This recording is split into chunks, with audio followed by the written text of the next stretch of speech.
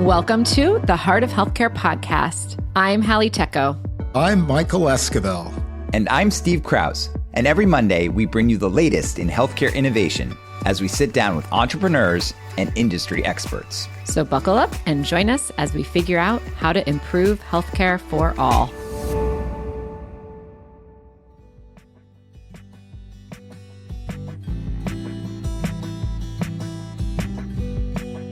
Hello, listeners, and welcome back to the Heart of Healthcare podcast. I'm here with my co-host, Michael Esquivel, and today we're talking to my friend, D.A. Wallach. D.A. has had a very traditional path to healthcare. I say that jokingly. He is a partner at Time BioVentures, a VC firm focused on healthcare and life sciences. But prior to this, he was a musical artist. D.A. was the lead singer for the indie rock group Chester French. He toured the world with Lady Gaga and Blink-182. And he also had some startup experience working for Spotify. And now he is bringing his extraordinary creativity to healthcare. D.A., thank you for joining us. Thanks for having me. So, I've always been an advocate for getting as many smart people as possible working on the massive problems we face in our healthcare system. And I think there's a lot we can learn from a lot of other industries. Why don't you just start by telling us some of the parallels that you see between the music industry and healthcare? I'd say the biggest parallel is that both of them are industries where you have an enormous number of different stakeholders who have oftentimes conflicting interests, and the challenges of the industry ultimately come down to how you align the behaviors and the interests of those various stakeholders to try and accomplish, some shared goal. So in music, obviously, we all benefit from having a vibrant culture of music, and you can't have that if artists can't make a living making music. So they have to sell it in some model commercially. And that tension between art and commerce is sort of as old as music. And I think you have a similar tension in medicine between the fact that people in our economy have to make money off of healthcare to make the whole thing run. But at the bottom, it's sort of awkward to fit medicine into a for-profit model. And of course, our society is more geared towards a for-profit model than many others. So the complexities here in the US are even greater as a result of that. One of the things that's interesting as I was thinking about your trajectory, your background, by the way, I love the diverse opinion and perspective you bring to healthcare. But one of the things that I've discovered over the last several years, not only working in the space, but in some ways navigating some family challenges and tragedies, candidly, has been the need for an advocate. Right? Healthcare, as patients sort of navigate this complex morass that is our healthcare system, having an advocate. Is there a parallel in music that you would analogize to, assuming you agree that having an advocate is a critical piece of getting to a great patient outcome? Well, you'll like my answer here, which is that there are a lot of lawyers involved in the music business too. This is maybe a little bit of a stretch here, but I'm going to try to indulge the question. I love it. Bring it on. In that art and commerce tension is the reality that most artists don't primarily find their source of meaning in money. And so their need to navigate the music industry in order to have a career does, sort of force them to be dependent on these intermediaries who are effectively translators between the art and the commerce. And so artists are often surrounded by a team of people, managers, agents, lawyers, who have to figure out for them how to do record deals and other sorts of commercial deals that are going to support their goals as creative people. And for patients and physicians, alike, I don't know that there is really a similar intermediary. And I think that's embedded in your question. So a lot of the challenges in our system may in some way speak to the fact that patients don't generally have advocates and nor do doctors. And so to a certain extent, patients and physicians and other healthcare workers are all commonly trapped in the commercial games that other larger forces are engaged in. And I think that creates a lot of dissatisfaction and poor outcomes all around. Yeah, they both seem to have gatekeepers, folks who kind of hold the power, hold some knowledge that if you're a patient or if you're an artist trying to make it, you have to figure out how to circumnavigate the gatekeepers. I think that's right. And, again, the physicians and patients are in very different positions. I think one of the aspects of medicine that I am really fixated on is this tradition of paternalism that exists between patients and physicians. And that's really as old as medicine, because medicine began as a totally fake activity. I mean, when you had the first doctors, we didn't understand anything about human biology or molecular biology. So the first doctors were people who were really pretending to know something. And that led to a tradition in which the practice of medicine was dressed up with a lot of symbolism and signification of authority. And we're still living with that. It's still a model that's very much about these kind of mystified high priests, which are the authorities of doctors or other healthcare workers. And that, I think, is really corrosive to what medicine ought to be in the 21st century. And you've actually suggested that we stop calling doctors, that it's this like outdated power move. Say more about that.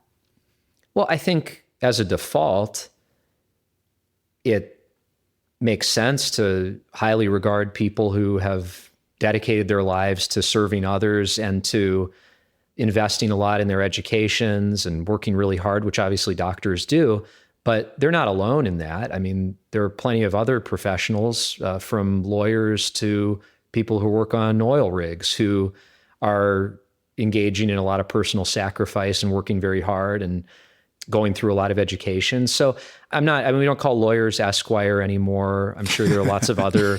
We can bring it back. Lots of other formalities. But yeah, I think its practical function in today's world is largely to keep this power dynamic alive. And at least in my life, there are some of the people who I most respect are physicians, but those physicians, to me, earn the honorific doctor in the way that they practice medicine. I don't think it should be automatic. I think doctors should be reserved for sort of the highest echelon Who decides of physicians. That, though? Yeah. Well, I don't know. I mean, I'm not sure this needs to be. I'm not sure this needs patient satisfaction. I would kind of think that doctor in the future should be more like knight. Like some really elite physicians should earn through their career the title of doctor. One of my favorite things I've ever heard was a patient comes in, has Googled a lot of their symptoms, is like asking questions. And the doctor says, don't confuse your hour of Googling with my 8 years of schooling, to which the patient then replies, well, don't confuse your 1 hour of studying my disease in medical school with my lifetime of living it. Right. And I think that really shows kind of this dynamic of physicians kind of coming in with perhaps more learned knowledge around a disease, but patients coming in with they know they've been testing out what makes them feel better and worse, and they have an expertise on it. And so kind of coming in as a partnership versus that paternalistic, I have all the answers and, just listen to what I say is totally outdated. And like most roles in the world, I mean, my experience has been that the best doctors I've ever encountered don't have that attitude. And Me too. Right, it's folks who are insecure who usually feel the need to dress themselves up in a lot of authority. Yeah. Unfortunately, it feels to me that there is a real pressure starting from the medical school training days to practice the standard of care, right? There's a regression back in almost every instance to that. And fortunately, unfortunately, none of us is that actual average person that they're practicing the standard of care toward. And so it's really challenging. Maybe it's the lawyers, maybe it's liabilities. It's probably 100 different things. But you're absolutely right. I mean, the best experiences I've had in our healthcare system is when a physician leans in and understands that each of one of us, as my physician likes to say, is an N of one. And you need to look at the entire system that is that individual, not only their biomarkers, their genetic history, but looking at their family history, the environmental factors, looking at all of the circumstances that surround that person and start from that basis, as opposed to I'm just going to solve for the standard of care here because if I do that, I won't get sued. Sure. And I can do that within the 15 minutes I have. Exactly. And I've only got so much time. Well, I'll tell you, there's an interesting thing that came up yesterday in a conversation I had with my investing partner, Tim, who's really an amazing doctor.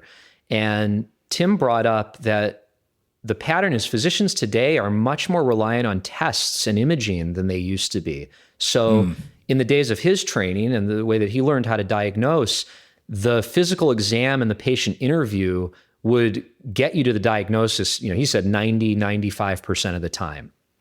But that does, to your point, require a huge amount of curiosity and careful listening and asking the right questions. And I think as the time pressures have increased that you just mentioned, there's been this tendency for folks to try and do it in a much more formulaic way. Just order a bunch of labs, get a CT scan, let those results tell them what's going on, as opposed, and that is more algorithmic than thinking. And so we're at an interesting moment where, on the one hand, I think it's easy to be nostalgic for that older, more personal, human, and intellectual type of medicine. But then on the other hand, we've got this issue, which is that we have a shortage of physicians in most countries, most acutely in poor countries, and we're going to be unable to give everyone in the world high quality medicine in that old model. We just can't train enough people, and maybe there aren't enough super smart people who want to be doctors to train them in that way. Yeah. And so we do need to figure out increasingly how to automate things, but the trick of it is going to be to try and preserve as much of the humanity as we can.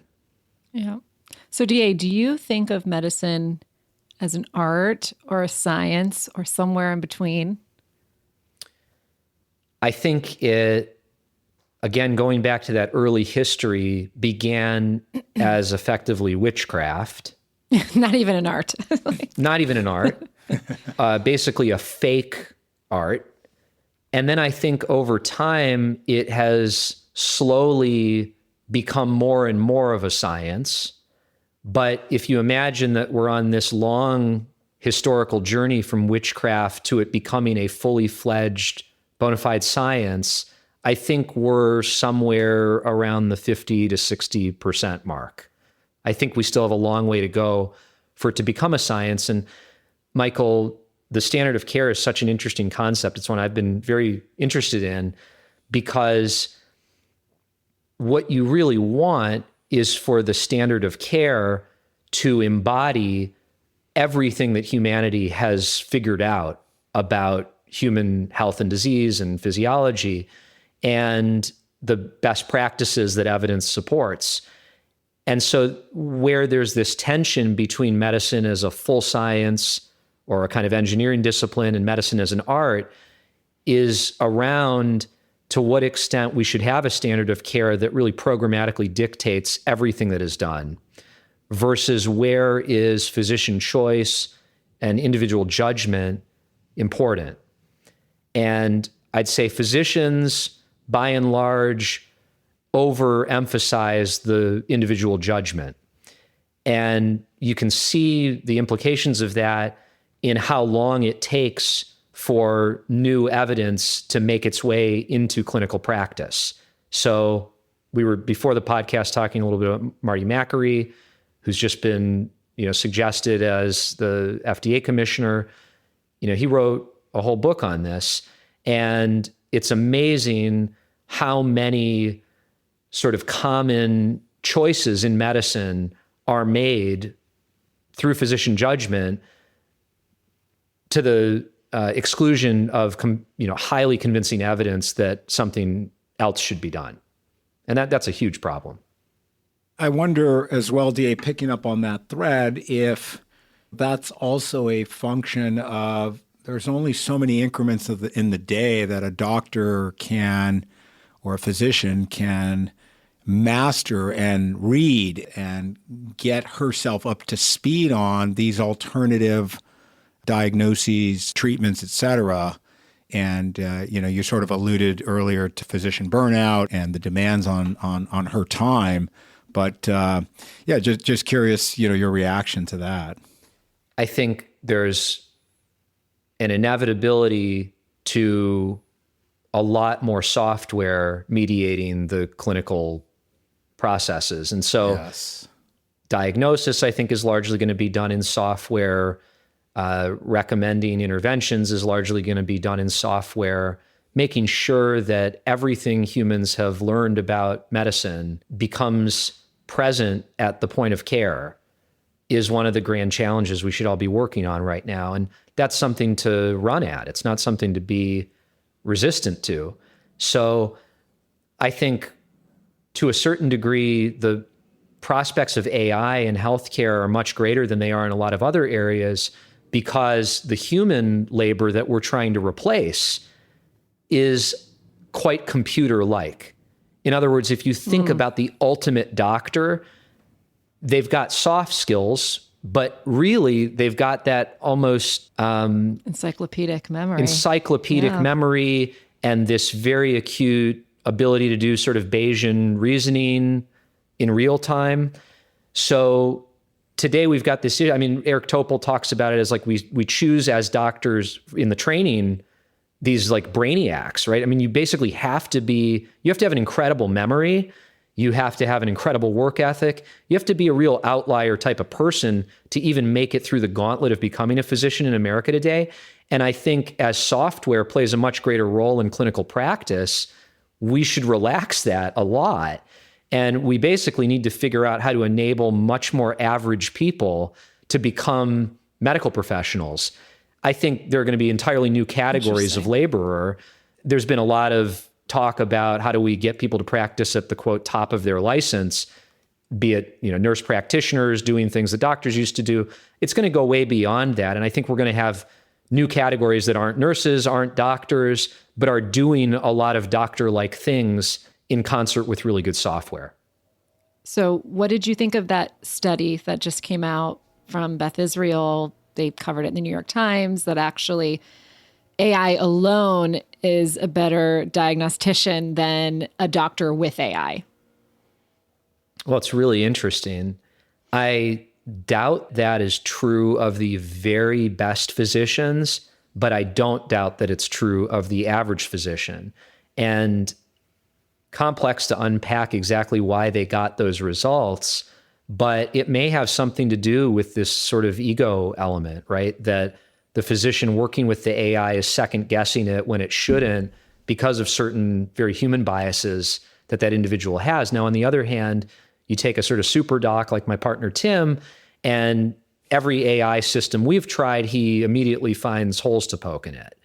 And he will present it with edge cases where he is a very experienced physician, would be able to diagnose, and the AI is totally thrown for a loop because it's a sort of very odd presentation. Yeah, I also wonder if there's some training issues. Like, of course, using a new tool that you've never seen before, that you're not comfortable with. Right, yeah. You're not going to trust it, as you said. And there's ego, but there's also maybe some like insecurities around it. And so I was saying earlier, this has been the pattern. With airline pilots, this was one of the first industries where you had a lot of automation come into the cockpit, right? And at first, people were very skeptical of it and wouldn't really rely on it. And now, the robot's basically flying the plane the whole way. Yeah. And we all prefer that. Yeah. Well, it's safer. I just think, too, is that encyclopedia that you referenced earlier, Hallie, we're adding a new book to that encyclopedia every day. And so the mastery of all of the information that's coming, most doctors tend to, in my experience, specialize. I'm an endocrinologist. I'm this or that. And so by your own training, you're sort of reverting to principles in that silo. And yet, this is where I think the power of AI can help sort of break down those walled gardens and give doctors and physicians and nurse practitioners the access to information, and maybe in a non-threatening way as well, because we're all still human. I think that's a great suggestion. And thinking, I'm so interested in what the future of the medical labor force looks like, as I mentioned in the past comment. And I think what happens to specialties is a super interesting question that you're getting at. Yeah. Why did you choose to become a healthcare investor? Both of those things. Why healthcare and why investor? Well, on the one hand, I have ended up in a place where I get to combine three topics that are sort of endlessly interesting to me. And those are medicine, science, and finance. And really, I could do, I don't know if I could focus only on medicine, but science and finance in their own right, I could dedicate my whole career to working in either of those broad categories. Did you study science undergrad? I didn't really. And, sadly, I thought biology was the most boring of the sciences when I was in school. I mean, it wasn't until I was a lot older. I read a great book by E.O. Wilson when I was on tour, and that completely opened my eyes to how interesting life was. Cool. That was kind of my gateway. Yeah. Interesting. And then the investor piece, just you like the finance, you like supporting founders. I've always liked finance as a sub-discipline in economics. So my really nerdy high school hobby was that at my high school, we had this extracurricular called Fed Challenge. This is a contest nationally put on by the Federal Reserve Bank, where teams of high schoolers have to compete to present their analysis of the current state of the economy and make monetary policy recommendations. And as you go up in the competition, you're presenting to Fed governors, and then ultimately, like, we got to present, and Alan Greenspan was there, and it was like, it was really cool. It was really cool if you were a nerd. And so I've always been really interested in the economy at many different levels, and finance and investing are, a way to sort of do that for a living without being an academic economist. What did the investors, the LPs, say when you started raising a fund? Like, being someone with a non-traditional background, healthcare is just so traditional, and it's a lot of the same folks get the same money from the same people. So you kind of broken out of the mold. I'm curious, like, what did they say? What barriers have you faced being a non-traditional investor? It's been super hard to break into on two fronts. One, being an outsider in the way you are talking about it, like not coming from healthcare, not being a MD or PhD by training, but then also not coming from another investment firm. So starting a firm, not having been a partner at NEA or Andreessen or something like that is really difficult, because in the investment industry, just one of the facts is that people herd. And even though every investment prospectus, footnotes itself with past performance does not indicate future results, the question ends up being, well, what's a better proxy for how good people are going to be? And I don't think anyone has found a better proxy. So breaking into it as a non-traditional and sort of self-taught investor, I think just turned a lot of people. I mean, I didn't get money from a lot of different LPs who thought that was too hard a pill to swallow. But, fortunately enough, we were able to find some amazing investors who have backed us. And I think who believed that, as we do, healthcare and life sciences are at a sort of turning point. The technologies that are involved in investing in this space, the type of cross-disciplinary understanding that makes it possible to do well as an investor in this area is different than it was 10 or 15 years ago. And that's certainly what attracted me to it. And I think it's hopefully why we've made good investments. And, my hope is that it drives great performance. And once you have great performance, then that speaks for itself. Yeah. gets easier. Yeah. And so where are you, DA, in terms of Time Bioventures? You guys have raised obviously an initial fund, and have you guys moved beyond that? And, would you share a little bit about Time?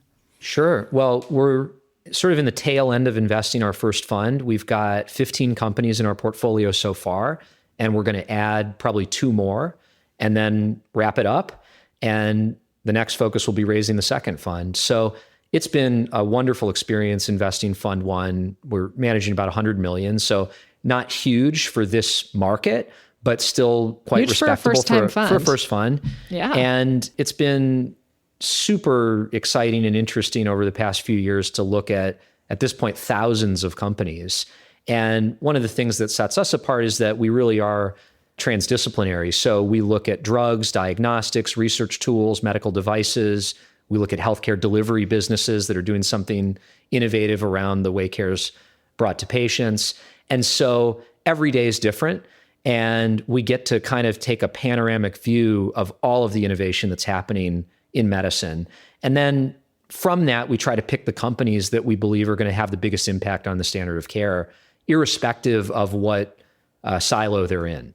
And so that flexibility makes it incredibly interesting. And I think it's brought us to different investments than we would have made if, we were approaching it in a narrower way. Yep. Including Brightside Health, where I'm an investor. Yes. Brad was on the podcast. You introduced us. Michael's, their counsel. So excited. Any other companies that you've invested in that you want to share with our listeners? I mean, it's like, what's your favorite child, right? We've got healthcare, not life science, because we're more healthcare. Oh, sure. On the healthcare side, we're investors in Commons Clinic, which is a very disruptive, iconoclastic company trying to reinvent the way that orthopedic care and eventually other specialties are delivered outside of large health systems. And I'm a big believer in that. I think sort of the root of evil in our system are these large brick and mortar health systems. So moving away from that, I'm really shots fired. Excited about. The root of evil shots fired are the large health systems. All right. Well, the whole system is really built around them, and they are why the prices are so high. And they're untouchable politically. I mean, I've heard this, you guys could verify whether it's true. I've heard it said that the largest employer in most congressional districts in America is a hospital. So insofar as that's true, they are able to exist outside of the normal rules of the economy, right? They don't pay taxes, among other things, in many cases, the nonprofits at least. So I think figuring out how to deliver specialty care in a different context than these large brick and mortar incumbents is going to be of great value. We're also in some companies that are sort of on the border of life sciences and healthcare. Like, one that I think is really fun is a company called Phantom Neuro. And what they're developing is an implantable electrode array. It's a medical device for people who have lost limbs. So imagine you've lost your upper limb from the elbow down. Phantom's implant would go right here in your amputation stump under the skin. And by detecting the signals that you're sending through the nervous system, it will enable patients to control a prosthetic limb with much more realism, right? So today, most amputees are still using a hook or a very primitive prosthetic.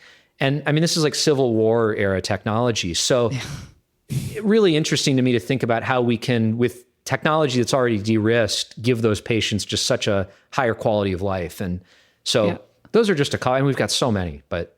Very cool. Well, so DA, you've sort of scoured the landscape through all these amazing opportunities you've evaluated. So the question I have as I'm listening to you is, so if you had that magic wand and could just fix one aspect of our healthcare system, what would it be?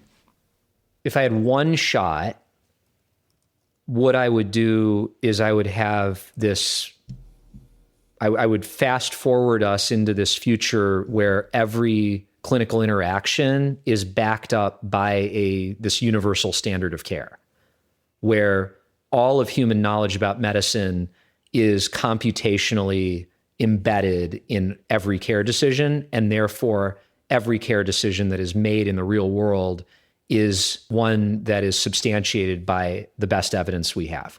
And if you could do that for every patient in the world, that would really fulfill this dream of, quote, evidence-based medicine, which we don't yet do. So that's the one thing I would do. Maybe on the health system side of things, I mean, in the US, I'm just not sure that there's going to long-term be something better than a socialized insurance system. I obviously appreciate that most of the other wealthy, advanced societies have honed in on that solution and that architecture. It's not perfect, but I don't really understand what value the insurance industry brings to the table. We're all trying to figure that one out. I don't get it. I mean, I've never heard. I mean, I could kind of decompose it into negotiating prices, which, you know, all else equal is probably a good thing. Like managing care. You know who's really good at negotiating prices is Medicare. So, well, that's true. You know, but you know, when I mean, but really good. It is true, but it's not negotiating, right? I mean, it's not like we not a want market. the good things. Yeah. Right. We want markets. We want to incentivize innovation in healthcare. So that's a core principle. Yep. And I think we're really failing on that in particular as the government starts to get more into drug pricing, where they're unintentionally, by being so ham-handed, they're really destroying a lot of innovation by setting the wrong incentives. But then at the same time, right now, suffer from so much waste and bloat as a result of the complexities of private insurance. And I don't think, you know, again, if you had this universal standard of care, if every care decision was made on the basis of evidence, well, there'd be no purpose to having pre-authorizations or denials of claims or anything. I mean, it would just be administrative bloat. Everything that is done would be what evidence suggests should be done. And of course it would be paid for. And, you know, I mean, that's where we ultimately ought to go, but we're a long way from that. And there shouldn't be different prices for every, I mean, the system where you have 100 prices for the same product doesn't make any sense. So if there's going to be price discovery in a free market for healthcare, it should be discovering one price, just like the market discovers a singular price for Apple stock. I mean, the same thing should be true in an efficient healthcare market. I mean, other than like cars, but even cars, like the band of price is quite narrow. Like you might be able to talk them down $100, but yeah. But even Medicare, Hallie, in the Wall Street Journal, a terrific article titled "Same Drug, 2,200 Different Prices," and this was Medicare negotiating and having wildly different prices for the same drug. So even the behemoth. That is Medicare. And you can be in the same state. I think the article went on to talk about residents living in different counties in Michigan and paying wildly different prices for a common prostate cancer treatment drug. And some were paying $1,815 a month. Others were paying $3,300 a month. I mean, just wildly different. And this is Medicare negotiating that. So speaking of the middleman and negotiating and leverage, et cetera. Yeah, and it creates really perverse stuff too. Like, I mean, one of the latest things that I think is just appalling is the role of the specialty drug distributors now getting into specialty care, right? So you've now got, I think McKesson and a couple of the others have significant plays in oncology practices. And it's because they make so much money off of distributing the specialty drugs that being able to mandate by owning cancer clinics that they use themselves as the distributor justifies being in the relatively low margin business of cancer clinics. So, I mean, these are sort of sick dynamics. And I guess, you know, at one level, I always am mad at the incentive structure that gives rise to this behavior. But then at the end of the day, some executive also has to say, yes, let's do this. And it is disgusting to me how willing so many participants in the healthcare economy seem to be to do these immoral things. And that goes all the way from the bottom up. So it's, again, back to the start of our conversation, this tension between medicine, which should be a very altruistic thing, and commerce, which is quite a mercenary thing, is fundamentally a tension that's hard to resolve. And healthcare, sadly, attracts a lot of good people, but it also attracts a lot of morally unscrupulous people who consistently demonstrate their willingness to do horribly unethical stuff to make a lot of money because it's a market where fundamentally someone's going to pay for most things because we all recognize that, we don't want to let our fellow community members, suffer without care. Well, on that depressing note, here is to supporting the good people in healthcare. There are many. DA, it was so great having you on. Thanks for coming. Well, thanks for having me, guys. Yeah, thank you, DA.